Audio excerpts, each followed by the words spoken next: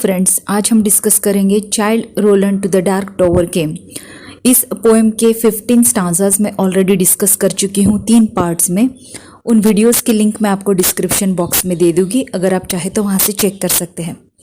आज हम डिस्कस करेंगे स्टांजा 16 से लेकर स्टांजा 23 तक। Okay, so let's begin. Not it, I fancied Cuthbert's reddening face beneath its garniture of curly gold। गार्निचर का मतलब होता है ब्यूटीफाई करना, और रेडनिंग फेस मतलब लाल होता हुआ चेहरा। ओके, अब यहाँ पर स्पीकर कह रहा है कि जब उसके लिए जर्नी में कुछ ऐसे सीन वो देखता है कि जो बहुत ज़्यादा डिस्गस्टिंग होते हैं, उसके लिए अपनी जर्नी को कंटिन्यू करना मुश्किल होता है, तो वो सोचता है कि मैं कुछ अच्छी यादों को ताज़ा करूं ताकि मैं अपनी जर्नी को आगे बढ़ा सकूं। और इसी कोशिश में वो अपने 2 दोस्तों के बारे में सोचता है। सबसे पहले तो क्यूथबर्ट के बारे में सोचता है।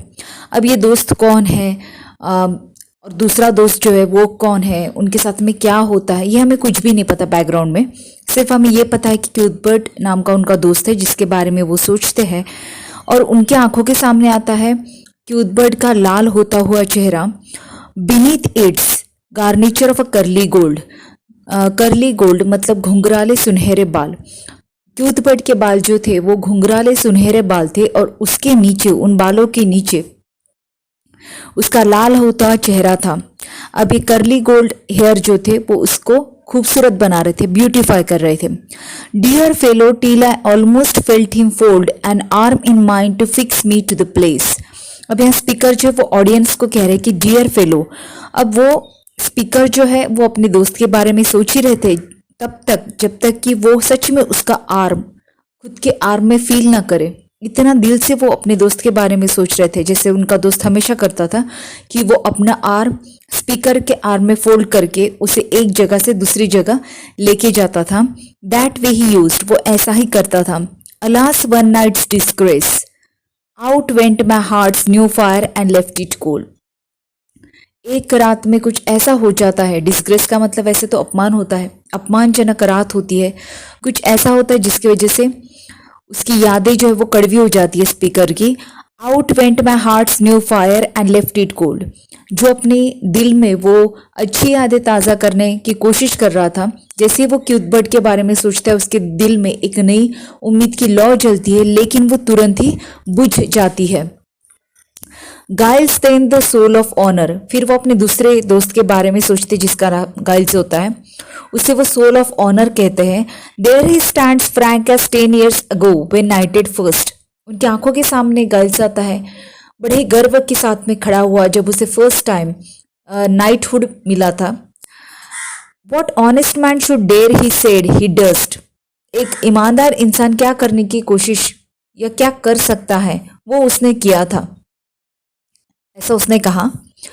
Good but the scene shifts, लेकिन अचानक से स्पीकर के सामने ये जो गाइल्स का सीन आया था कि उसे जब फर्स्ट नाइटहुड दिया गया था, और जब वो कह रहा था कि वो वही सब करेगा जो कि एक अच्छा इंसान, ईमानदार इंसान करता है, तो अचानक से सीन शिफ्ट हो जाता है। फॉफ, फॉफ का मतलब होता है ऐसा शब्द जो डिस्गस्टिंग हो, मतलब जो डिस्गस्ट को व्यक्त करे, जैसे कि छी बोलते हैं हम किसी गंदी चीज को देखते तो, ये यक बोलते हैं, तो फॉफ का मीनिंग वैसा होता है। What hangman hands pin to his breast a parchment. Parchment का मतलब होता है चर्म पत्र, मतलब एनिमल के स्किन से बना हुआ कागज कह सकते हैं हम इसे। वॉट हैंगमैन हैंड्स, जो हैंगमैन होते हैं फांसी देने वाले, वो लोग उसके चेस्ट पर, छाती पर एक पार्चमेंट, एक चर्म पत्र फिक्स करते हैं जिस पर लिखा होता है his own bands read it. उसके जो साथीदार होते हैं गाइल्स के, उसका जो बैंड होता है, बाकी सरदार लोग होते हैं, वो क्या पढ़ते हैं उस चर्म पत्र पर क्या लिखा होता है। पुअर ट्रेटर, मतलब गाइल्स जो है वो एक धोखेबाज इंसान है जिसने अपने दोस्तों को धोखा दिया। स्पीट अपॉन एंड कर्स्ड, इससे सब नफरत करो, इस पर सब स्पीट करो और इसे श्राप दो। ओके, तो जैसे ही वो गाइल्स के बारे में सोचता है, क्यूथबर्ट के बारे में सोचता है, उसे ध्यान में आता है कि इन दोनों ने अपने ही सरदार लोगों के साथ में धोखेबाजी की, जिसकी वजह से इन दोनों के बारे में सोचना स्पीकर के लिए काफी तकलीफदेह होता है। Better this present then a past like that. Speaker सोचता है कि ऐसा प्रेजेंट मतलब जो वर्तमान है वो अच्छा है, ये जो जर्नी में जो कुछ भी दिख रहा है उसे वो बेटर है ऐसी यादों से जिससे उसे इतनी तकलीफ हो। Back therefore to my darkening path again, और फिर से स्पीकर जो है वो अपने अंधेरे रास्ते पर कॉन्सेंट्रेट करने लगते हैं। No sound no sight as far as I could strain, I could strain मतलब जहां तक उनकी आंखें कोशिश कर पा रही थी देखने की, वहां तक ना तो कोई आवाज था ना तो कुछ दिखाई दे रहा था।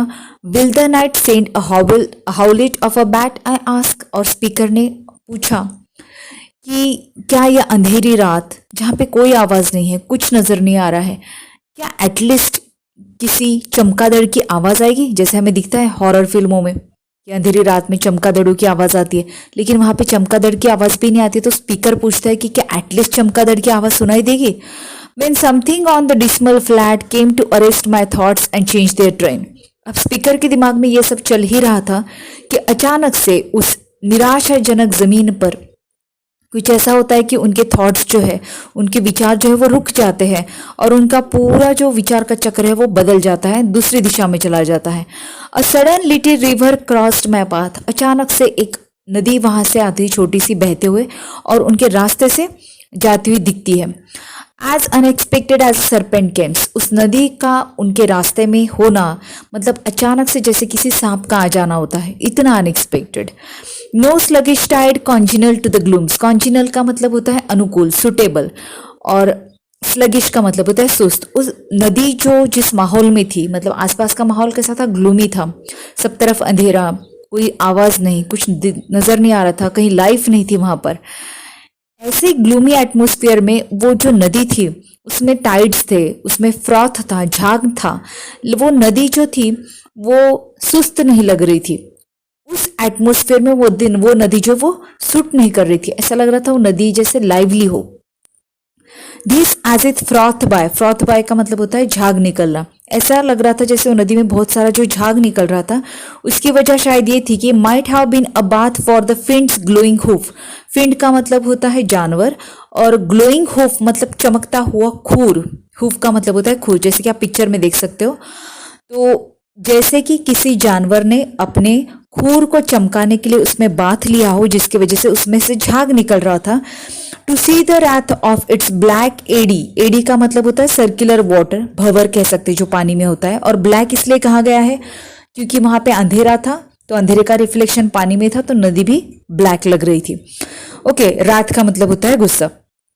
ऐसा लग रहा था जैसे वो नदी में एक तरीके की नाराजगी हो, गुस्सा हो, जिसकी वजह से उसके जो वाटर, सर्कुलर वाटर जो था, भंवर था, वो ब्लैक सर्कुलर वाटर में जो फ्लेक्स थे, स्प्यूम्स थे, मतलब जो झाग था, जो अलग अलग चीजें उसमें पड़ी हुई थी उस सर्कुलर वाटर में, जिस तरीके से घूम रही थी, ऐसा लग रहा था जैसे वह नदी नाराज हो, गुस्से में हो। बी स्पेट का मतलब होता है टू स्पीट अपॉन, जैसे किसी ने उस पर थूक दिया हो वो झाग। सो पेटी yet so spiteful all along, वो नदी छोटी थी लेकिन उसे देखकर ऐसा लग रहा था जैसे वो बहुत ही द्वेषपूर्ण हो, उसमें बहुत ज्यादा गुस्सा हो। लो स्क्रबी अल्डर्स नील डाउन ओवर इट, छोटे, स्क्रबी का मतलब होता है छोटे कद का, तो छोटे छोटे जो अल्डर्स ट्री थे वो उसके ऊपर झुके हुए थे, उसके पानी के ऊपर।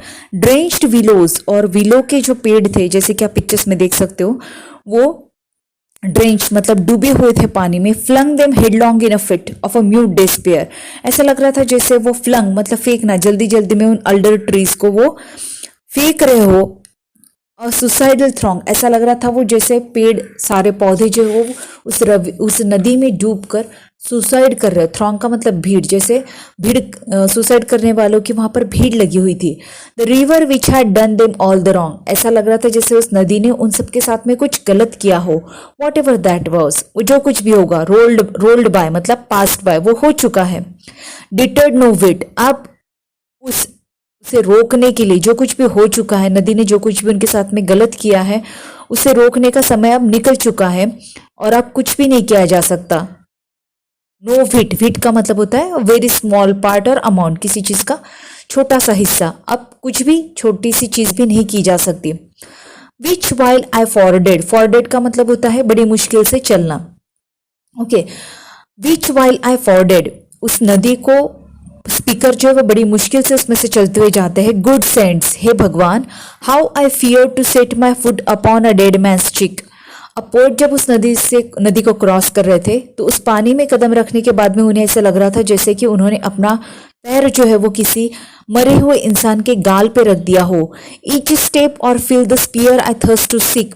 उस नदी में से चलते हुए जब जब एक एक कदम स्पीकर बढ़ा रहा था और फील द स्पीयर या फिर उनका जो भाला था वो जमीन पानी में डालने के बाद में टू सीक फॉर हॉलोज, वो देख रहे थे कि कहाँ गड्ढा है ताकि उनका पाँव जो है वो गड्ढे में ना पड़े, इसलिए वो अपने भाले से चेक कर रहे थे कहाँ गड्ढा है। टैंगल्ड इन हिज हेयर और बियर्ड, तो ऐसा लग रहा था कि जैसे स्पीकर जुक का भाला जो है वो उस मरे हुए इंसान के बालों में या फिर दाढ़ी में अटक रहा हो। It may have been a water rat as speared, शायद मैंने अपने भाले से किसी वाटर रैट को मार दिया हो या वाटर रैट में मेरा भाला जो है वो धंस गया हो। But it sounded like a baby shriek, लेकिन जैसे ही उसमें से उस पानी में से आवाज आती है भाला लगने के बाद में, वो आवाज मानो जैसे किसी बच्चे की चिल्लाने की होती है। श्रिक का मतलब होता है चिल्लाना, cry. Glad was I when I reach the other bank, मैं खुश हुआ जब मैंने उस नदी को क्रॉस कर लिया और मैं दूसरे किनारे पहुंच गया। Now for a better country, ये जगह थोड़ी बेहतर लग रही थी। वेन प्रिसेज, वेन का मतलब होता है फालतू, प्रिसेज का मतलब होता है संकेत, तो ये बहुत ही फालतू संकेत था। कौन सा? Who were the strugglers, what war did they wage, कौन थे वो strugglers, what war did they wage, जिन्होंने एक वॉर को शुरू किया और कंटिन्यू किया। Who the savage trample thus, trample का मतलब होता है चलते हुए जाना, क्रश करते हुए चलते हुए जाना, जिनका चलना जो था वो इतना क्रूएल था। Thus could pad the dank soul to a plash, कुछ स्ट्रगलर्स, कुछ वॉरियर्स जिन्होंने शायद कुछ यहाँ पे वॉर शुरू किया हो, उसको काफी दिनों तक लड़ा हो, उनके कदमों के चलते जाने की वजह से वहां पर की जो डैंक मतलब जो डैम्प जमीन थी जिसमें मॉइस्चर हो, ऐसी जो मिट्टी थी वो फ्लैश बन गई, मतलब कीचड़ बन गई। Toads in a poison tank और wild cats in a red hot iron cage. अब स्पीकर कह रहे हैं कि वहां पे की जो जमीन थी उस वो कीचड़ बन चुकी थी, जैसे कि मानो वहां पर कई सारे स्ट्रगलर्स, कई सारे लड़वैया जो है वो वहां पे से गुजरे होंगे बहुत ही क्रूअली मार्चिंग करते हुए, जिसकी वजह से वहां पे की जो गीली जमीन थी वो कीचड़ में तब्दील हो गई। Toads in a poison tank, मेंढक जैसे विषारी टैंक में हो, और wild cats in a red hot iron cage, या फिर जैसे जंगली बिल्लियों को लाल गर्म लोहे के केज में, पिंजरे में बंद कर दिया गया हो। The fight must so have seemed in that fell cerci, ऐसा लगता है कि जो कुछ भी वहां पे फाइट हुआ होगा, वॉर हुआ होगा, वो एक दंगल में तब्दील हो गया होगा। In that fell cirque, what penned them there, क्या वजह हुई होंगी कि वो सब वहां पर आए होंगे with all the plain to choose, मतलब वही जगह मिली होगी उन्हें लड़ने के लिए। No footprint leading to that horrid mews, horrid मतलब वेरी अनप्लीजेंट और म्यूज का मतलब होता है स्टेबल्स, जहाँ पर जानवरों को रखा जाता है। वहां पर स्पीकर को एक स्टेबल नजर आता है, लेकिन वहां तक स्टेबल तक ना तो कोई फुटप्रिंट्स जाते हुए नजर आते हैं ना वहां से कुछ आते हुए नजर आते हैं। मैड ब्रूवेज सेट टू वर्क, ब्रूवेज का मतलब होता है काढ़ा, जैसे कि किसी मैड ब्रूवेज ने ऐसा काढ़ा जिससे नशा हो जाए, उनका दिमाग हिला दिया होगा।